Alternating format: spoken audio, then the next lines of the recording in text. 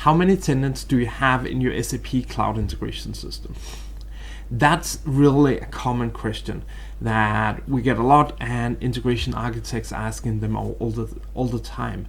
We come from an SAP world where it's normal to have 3 tiers, at least one for development, one for QA, and one for production. And then you may have other systems in the landscape for test and pre-prod, sandbox, etc. When you move to Cloud Foundry and SAP Cloud Integration, you also get this question, and you want to understand how many tenants do you need. Basically, you'd say, oh, well, let's start with 3, and then you can consider, well, could we actually virtualize some of these systems? And this is what a lot of developers are doing normally. So they are taking content, copying from one package to another, adding some pre and post fixes to it, and that will simplify their life. But it does add a lot of complexity. I did ask this question, and one of the answers for this was, yeah, we do that, and we only use one tenant, and so we only have a productive tenant that covers everything. That is probably not the right way to go for most scenarios. I think the best is at least 2, because then you have a non-prod and a productive environment.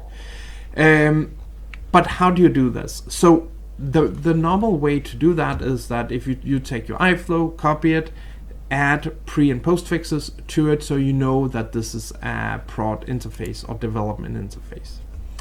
In the Figaf tool, we have made this even easier. So in the tool, you simply just go in and say, okay, we have our development, we have our QA, and we have our productive. The system will then see, okay, these are actually using the same one, these are using the same one. So that means that we can just go in and add the prefixes to it. And then once you go from QA to production, it knows, let's just remove all of these. So in all of the settings, you can set up all of these replacements. We can also set up replacements of host names, etc., to make it easier to handle transports. So that means that you can actually have 2 systems and have a fully functioning transport landscape using the Figaf tool. So let me show you what this looks like. So here we have an iFlow. We can assign it to a tier. We put a name to it. We select the landscape that we want for this. And here we would select the QA to this. We will add the hero number so we know what we're up to for these things. Then we simply say we have our items here.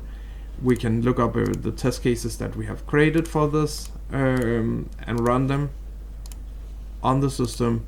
So obviously the more test cases you can run, the better, etc.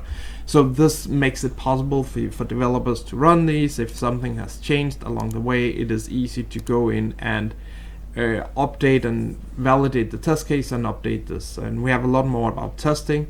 But what I wanted to cover was just the transport part, because this is what makes this virtual landscape possible.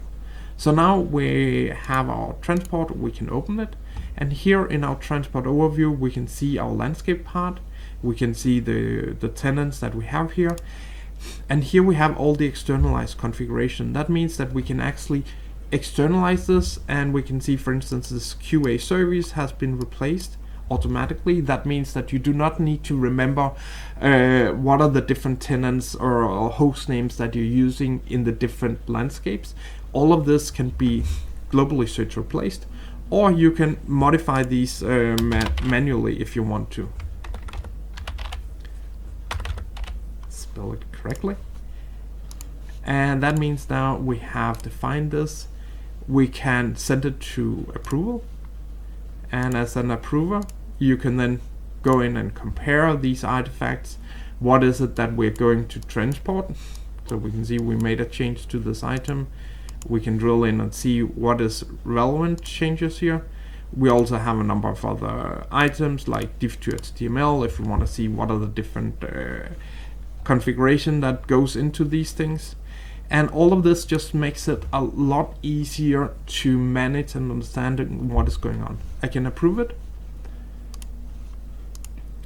And now I can import it on this system, and this will take a few seconds to import it, configure it, deploy it.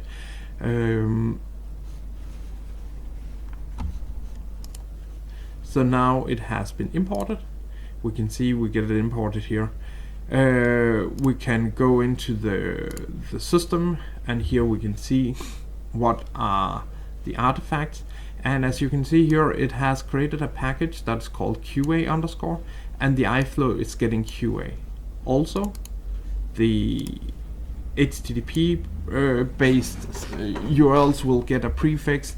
So it's really easy to handle these things, and you get all of this as a part of the transport tool. Once we have validated in our virtual QA tenant, we can create the next transport that will take it to production with the same DRO number.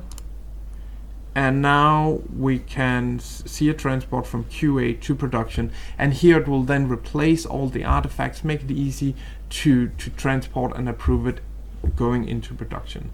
I hope you find this interesting. We do have a trial cloud that you can try it out and see what it looks like.